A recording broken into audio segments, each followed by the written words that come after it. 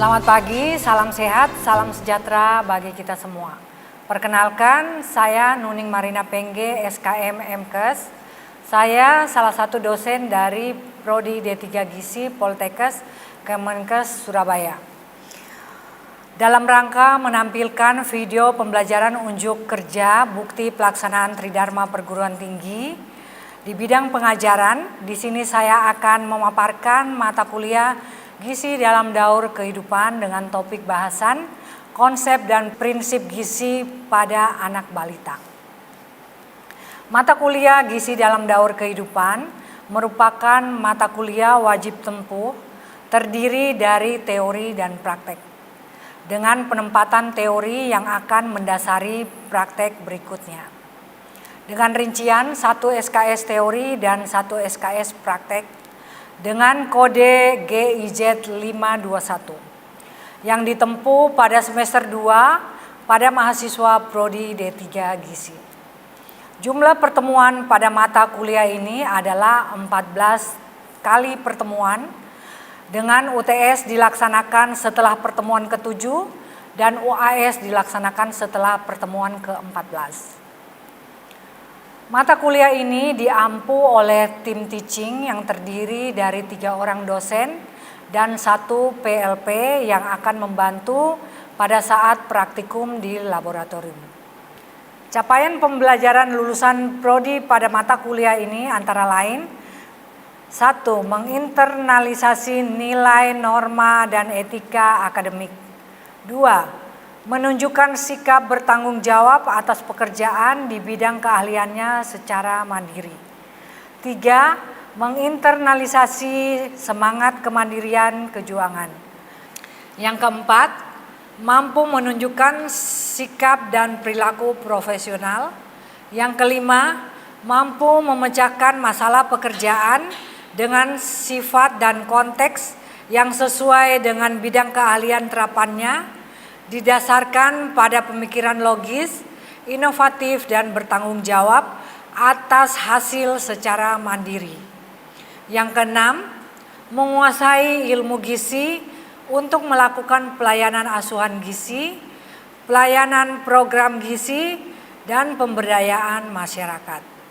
Yang ketujuh, mampu melakukan pelayanan asuhan gizi dan konseling gizi pada klien sehat dan klien kategori khusus seperti ibu hamil, ibu menyusui, bayi, balita, anak sekolah, usia dewasa, usia lanjut, vegetarian, tenaga kerja, dan olahragawan.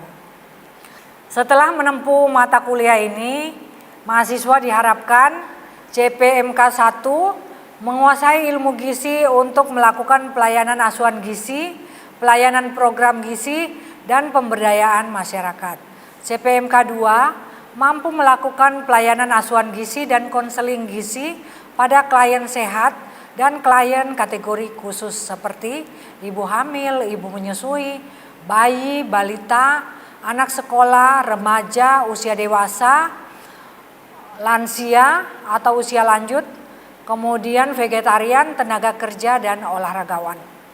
Deskripsi dari mata kuliah ini membahas tentang kebutuhan dan kecukupan gizi pada berbagai kelompok umur, karakteristik masalah gizi dan kesehatan, kebutuhan gizi, perhitungan kebutuhan energi dan zat gizi, penerapan gizi seimbang, serta studi kasus penyusunan menu gizi seimbang. Adapun bahan kajian meliputi kebutuhan dan kecukupan gizi pada berbagai kelompok umur, karakteristik, masalah gizi dan kesehatan, kebutuhan gizi, perhitungan kebutuhan energi dan zat gizi, penerapan gizi seimbang, studi kasus penyusunan menu gizi seimbang. Untuk referensi yang saya gunakan dalam pembelajaran diantaranya textbook yang terkait dengan pemenuhan gizi dalam daur kehidupan, jurnal nasional maupun internasional. Pembelajaran teori dilakukan secara luring tatap muka di dalam kelas, sedangkan pembelajaran praktek dilakukan di Laboratorium Penyelenggaraan Makanan Prodi D3 Gizi. Teknik pengajaran yang saya pergunakan dalam proses pembelajaran menggunakan metode delivery, interaction, dan assessment. Teknik delivery, saya menyampaikan materi pembelajaran menggunakan PowerPoint, modul gizi dalam daur kehidupan, pemberian kasus, pembelajaran metode problem based learning, metode kontekstual, buku referensi lainnya yang terkait. Teknik yang kedua yaitu interaction, agar mahasiswa bisa sharing dengan saya, di mana saya membuka kesempatan kepada mahasiswa seluas-luasnya untuk berinteraksi di dalam kelas maupun di luar kelas. Interaksi yang saya lakukan di dalam kelas dengan cara memberikan kesempatan kepada mahasiswa untuk bertanya terhadap materi yang saya jelaskan. Saya juga memberikan tugas kepada mahasiswa untuk membahas kasus yang sudah saya tentukan. Memberikan kesempatan kepada mahasiswa berdiskusi secara aktif terkait pembahasan kasus. Dengan adanya pembahasan kasus, maka mahasiswa Prodi D3 Gizi bisa memahami kasus yang sebenarnya dan mengaplikasikan teori yang telah diperoleh sebelumnya sehingga bisa menganalisis penyusunan menu seimbang pada masing-masing tahapan dalam daur kehidupan. Saat di luar kelas, mahasiswa juga bisa berdiskusi secara langsung maupun online melalui aplikasi WhatsApp dan Zoom Meeting. Teknik asesmen, setiap awal pertemuan saya selalu menjelaskan RPS atau kontrak perkuliahan selama 1 semester. Bobot penilaian sudah tertera pada RPS. Adapun bobot penilaian terdiri dari UTS 25%, UAS 25%, tugas individu 15%, dan praktikum 35%. Penilaian UTS dan UAS melalui ujian tulis dalam bentuk soal vignette sesuai dengan blueprint. Penilaian tugas individu berupa skenario kasus, kemudian mahasiswa mengerjakan dan diberi deadline pengumpulan tugas maksimal 1 minggu untuk disubmit ke Ningbaya. Penilaian praktikum dilakukan melalui kegiatan praktek di Laboratorium Penyelenggaraan Makanan Prodi D3 Gizi. Sistem penilaian yang saya lakukan yaitu secara transparan, di mana setiap mahasiswa bisa mengakses nilai mereka melalui aplikasi Sistem Informasi Akademik atau SIAKAD. Baiklah, selanjutnya saya akan menampilkan video proses pengajaran yang saya lakukan. Selamat pagi semuanya. Selamat pagi, Bu. Ya, pada hari ini kita akan membahas topik ke-7 dari mata kuliah gizi dalam daur kehidupan dengan topik konsep dan prinsip gizi pada anak balita ya. Di mana tujuan umum dari pembelajaran ini diharapkan setelah materi mahasiswa mampu merencanakan dan menyiapkan menu gizi seimbang untuk anak balita. Ya. Kemudian tujuan khusus, mahasiswa diharapkan mampu menentukan kebutuhan zat gizi pada anak balita. Yang kedua, mampu menyusun menu seimbang berdasarkan kebutuhan gizi pada anak balita. Yang ketiga, mampu membuat rincian kebutuhan bahan makanan berdasarkan menu seimbang pada anak balita. Serta yang keempat, mampu mengaplikasikan pembuatan makanan berdasarkan menu seimbang sesuai dengan kebutuhan gizi anak balita. Adapun sub pokok bahasan yang kita akan bahas pada pagi hari ini yaitu pengertian dan karakteristik dari anak balita. Kemudian masalah gizi pada anak balita, kebutuhan energi dan zat gizi anak balita, prinsip pemberian makanan pada anak balita serta menyusun menu seimbang untuk anak balita. Yang melatar belakangi yang pertama bahwa berdasarkan hasil survei SSGI yang sudah dilakukan pada tahun 2022 didapatkan bahwa prevalensi anak balita yang stunting itu masih di atas standar WHO yaitu sekitar 21,6%. Sementara standar WHO di bawah 20% ya. Juga berdasarkan jurnal-jurnal yang kita baca, UNICEF mengatakan bahwa masih banyak anak di bawah umur 2 tahun yang kebutuhan gizinya belum terpenuhi sesuai dengan anjuran kecukupan yang diperlukan ya, seperti itu. Nah, yang pertama kita masuk ke pengertian. Sebelum saya masuk, Bu Nuning mungkin ada ini ya, Saya mau ini sebentar tanya, kalian cukup angkat tangan benar apa salah. Kalian kemarin kan ini sudah masuk TM yang ke-7 ya. Pengertian dari gizi seimbang adalah susunan makanan sehari-hari yang mengandung zat gizi dalam jumlah jenis yang sesuai dengan kebutuhan. Apakah benar atau salah? Hah? Gizi seimbang? Benar ya? Kok ragu-ragu? Kemudian, kalian pasti sudah dapat juga ini ya. Kepanjangan UVJTVR ya. Itu sudah pernah? Adalah usia, frekuensi, jumlah, variasi, responsif, dan kebersihan. Apakah ini benar apa salah? Benar. Nanti kita lihat ya. Barangkali itu saja. Selanjutnya saya akan masuk pengertian. Yang pertama, pengertian dari anak balita adalah anak yang berusia di atas 1 tahun dan di bawah 5 tahun. Atau biasa kita kenal bawah usia 5 tahun. Biasanya dikelompokkan 2 kelompok ya. Usia 1 sampai dengan 3 tahun dan usia 4 sampai 5 tahun. Adapun karakteristiknya yaitu dia berusia 1 sampai 5 tahun. Jadi kalau di bawah 1 tahun itu bayi ya. Ingat. Kemudian masih tergantung kepada orang tua atau pengasuh ya. Kemudian biasanya kenaikan berat badan tidak terlalu cepat seperti pada masa waktu masih bayi. Seperti itu. Nah, masalah yang sering dijumpai pada anak balita ini ada beberapa yang sering ya. Yang pertama, kekurangan energi dan protein. Biasanya KEP ini tidak berlangsung cepat ya. Bukan 1 hari tidak makan makanan sumber energi atau protein kemudian KEP. Tetapi biasanya dia berlangsung dalam jangka waktu yang lama ya. Yang kedua adalah obesitas. Obesitas di sini menggambarkan bahwa antara asupan dengan yang dikeluarkan itu tidak seimbang. Berarti lebih banyak yang masuk. Kemudian kekurangan vitamin A. Kita tahu sumber vitamin A itu banyak terdapat pada buah dan sayuran. Sementara anak-anak balita ya banyak yang tidak suka makan sayur dan buah. Nah, ini yang perlu diperhatikan. Kemudian gangguan akibat kekurangan yodium. Ini sangat besar dampaknya bagi kesehatan anak balita ya ke depannya apabila dia kekurangan yodium. Sumber yodium yang paling banyak terdapat biasanya adalah makanan laut ya, seperti ikan. Kemudian anemi zat gizi besi, ini juga banyak yang terjadi pada anak balita.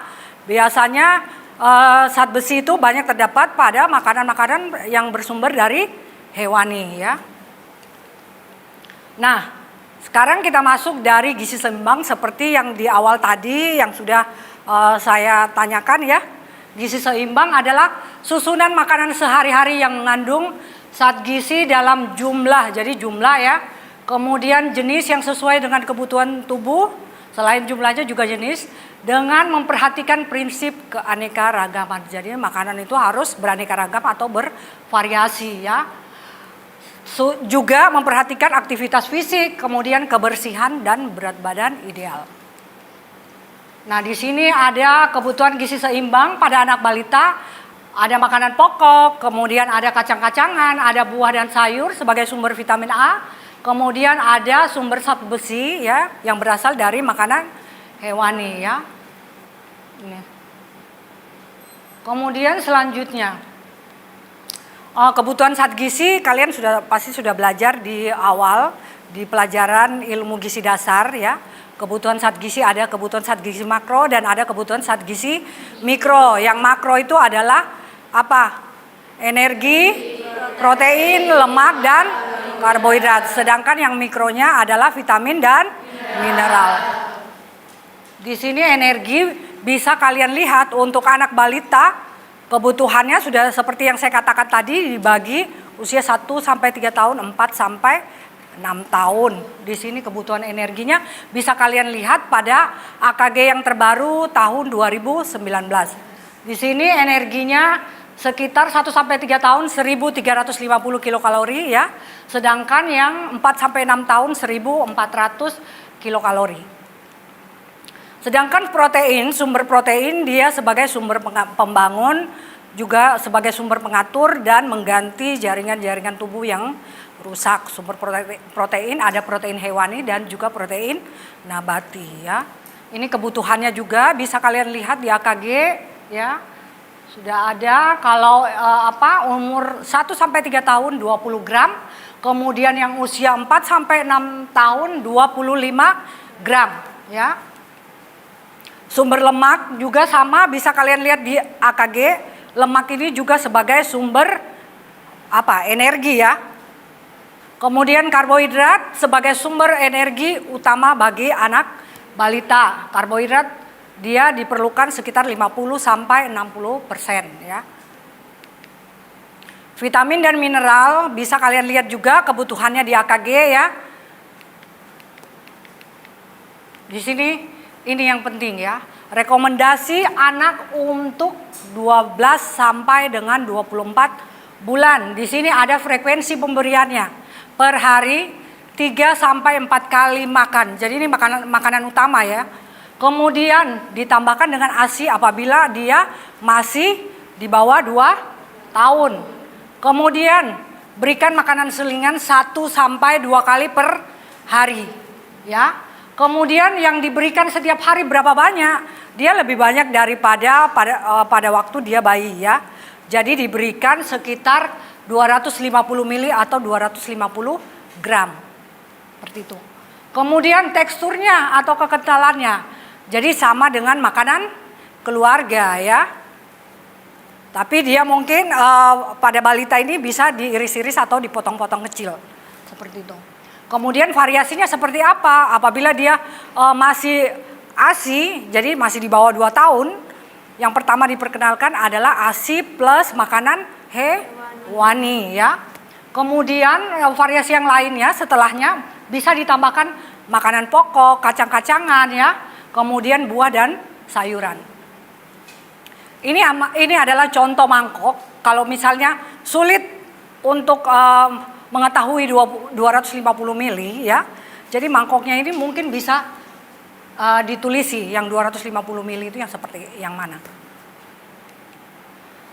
Nah, ini yang tadi yang sudah saya tanyakan di awal, ada 7 prinsip MPASI ya, atau biasa disingkat apa tadi? UFJTV ya. Yang pertama usia ya. Jadi kebutuhannya disesuaikan dengan usia ya Kak ya. Kemudian frekuensinya berapa kali sehari tadi sudah. Kemudian jumlahnya, porsi atau takarannya juga sudah. Teksturnya, bentuknya, kekentalannya disesuaikan dengan usianya. Kemudian variasinya ya.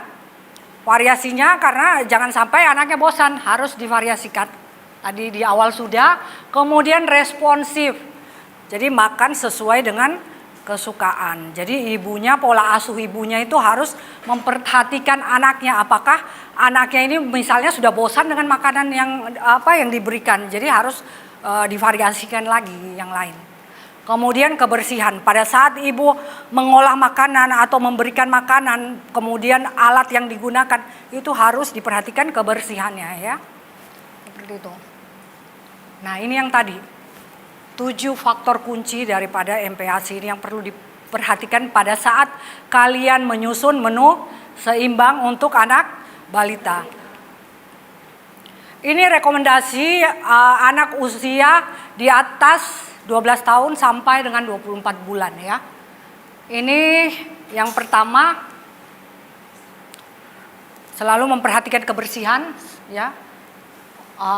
Ibunya harus mencuci tangan dengan sabun dan air mengalir ya. Kemudian memberikan ASI apabila dia usianya masih di bawah 2 tahun. Kemudian makanan keluarga, jadi anak makan bersama dengan ayah ibunya ya, didampingi, tetapi anaknya ini mulai diajarkan untuk makan sendiri. Kemudian ini adalah dia makan 3 kali makanan utama, kemudian diselingi dengan 2 kali selingan ya, seperti itu. Ini ada contoh menu bayi usia 12 sampai 23 bulan. Ini nasinya sumber karbohidrat 5 sendok makan ya. Kemudian ada hati ayam ya. Kemudian ini ada sayurnya ya. Jadi seperti ini. Nah, ini setelah dimasak seperti ini. Jadi bervariasi ya, ada sumber karbohidrat, ada sumber vitamin dan mineral, ada sumber protein hewani. Ini adalah contoh menu dengan energi 260 kilokalori per sekali makan. Protein 10,4 gram ya per sekali makan dan lemaknya 10,7 ya. Sampai di sini ada yang mau ditanyakan terkait materi yang sudah saya bawakan? Saya Bu, izin bertanya. Di PPT tadi sudah dijelaskan usia 1-2 tahun. Kalau balita kan 3-5 tahun, bagaimana tekstur dan frekuensinya nih? Ya, bagus sekali pertanyaan dari Nabila.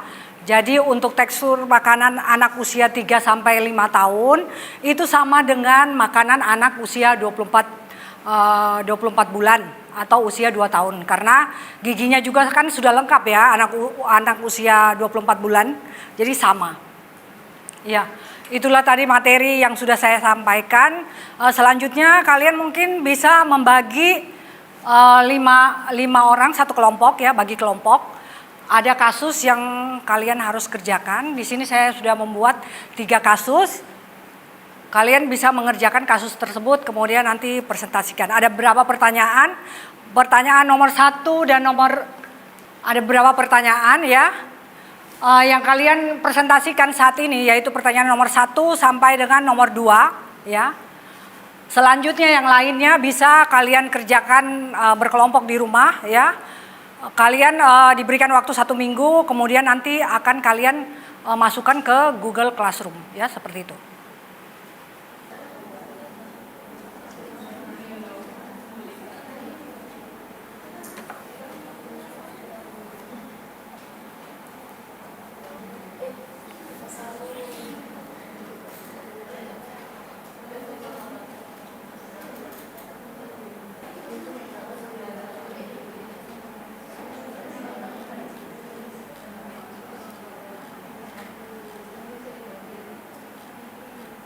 Kelompok kami akan mempresentasikan kasus 3 dengan nama balita Tony, jenis kelamin laki-laki, umur 3 tahun, tinggi badan 97 cm, berat badan 11 kilo. Yang pertama, menghitung kebutuhan energi dan zat gizi. Yang pertama dengan koreksi berat badan. Caranya, berat badan bayi saat ini dibagi berat badan pada tabel AKG. Berat badan bayi saat ini 11 kilo dan berat badan pada tabel AKG 13 kilo. Hasilnya 0,85. Yang pertama, kebutuhan energi. Dengan cara koreksi BP dikali energi pada tabel, hasilnya 1147 kilokalori. Yang kedua, kebutuhan protein.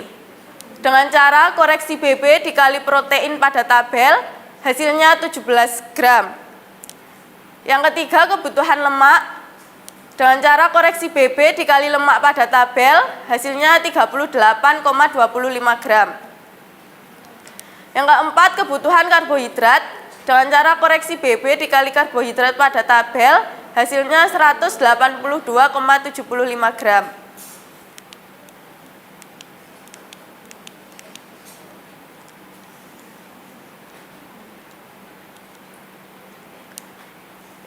Kemudian yang kedua, distribusi makan sehari.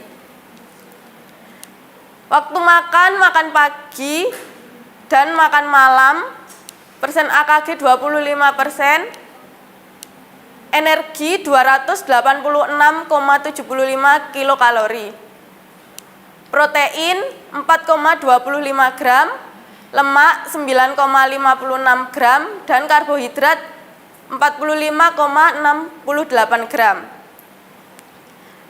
Kemudian waktu makan selingan pagi dan selingan sore dengan persen AKG 10%, energi 114,7 kilokalori, protein 1,7 gram, lemak 3,62 gram, dan karbohidrat 18,27 gram. Waktu makan siang dengan persen AKG 30%, energi 344,1 kilokalori, protein 5,1 gram, lemak 11,47 gram, dan karbohidrat 54,82 gram. Jadi materi hari ini sudah selesai Bu Nuning bawakan, tadi sudah presentasi juga. Sebelum saya akhiri, barangkali saya akan mempertegas apa yang sudah atau melakukan evaluasi, apa yang sudah saya sampaikan tadi terkait dengan konsep dan prinsip gizi pada anak balita. Yang pertama, pengertian dari anak balita ya. Apa tadi? Anak balita adalah anak yang berusia di atas 1 tahun dan di bawah 5 tahun. Karakteristik dari anak balita? Ya, berusia 1 sampai 5 tahun, masih bergantung kepada orang tua atau pengasuhnya. Kemudian berat badan biasanya lebih lambat daripada pada masa bayi. Kemudian gizi seimbang. Apa gizi seimbang? Gizi seimbang adalah susunan makanan sehari-hari